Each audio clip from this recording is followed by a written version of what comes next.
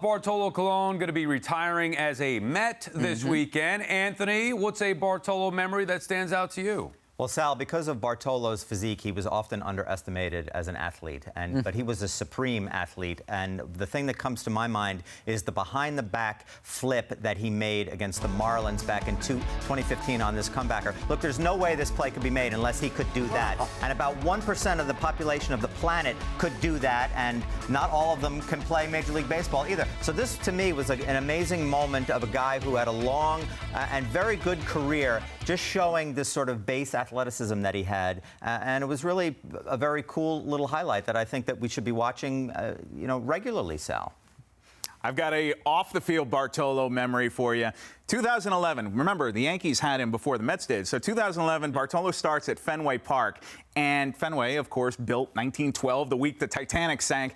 The showers are not working in the visiting clubhouse. So Bartolo comes out of the game. It's the fifth inning or so. He's sitting there and just stewing in his sweat, puts his street clothes back on, and then we finally get back in there to talk to Bartolo, and he's just been sitting there for 2 hours sweating, and he got right on the bus and went. And I will never forget that moment of just talking to a very sweaty, he stinky must have been very sweaty. And that's a small clubhouse, very sweaty, stinky Bartolo Colon. Gross. Sorry, dinner time, right? Dinner time. What do you remember? What do you remember about Bartolo's time with the Mets? I remember the impact that his signing made. I remember being at the winter meetings in 2014. We were in Dallas, and this was a period where the biggest stars the Mets were signing were like John Roush and Frank Francisco. It's a really lean time. Those early Sandy Alderson years when Sandy was trying to build it back up a little bit, and that was like, Bartolo was not like he was maybe old by years, but he was a premium pitcher at that time with Oakland the year before.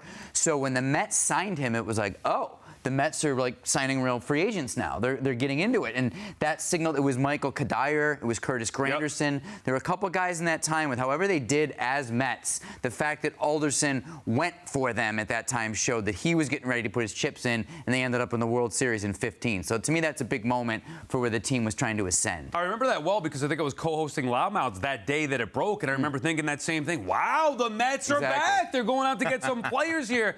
How about this, though, with Bartolo? Wheeler, Harvey, Syndergaard, Matz, all those guys that we heard about, none of them could stay healthy or be consistent. Bartolo was the one guy that went out there, took the ball every fifth day, and did his job. Must be some kind of magic. What I remember him for. And I do miss pitchers hitting a little bit in the National League.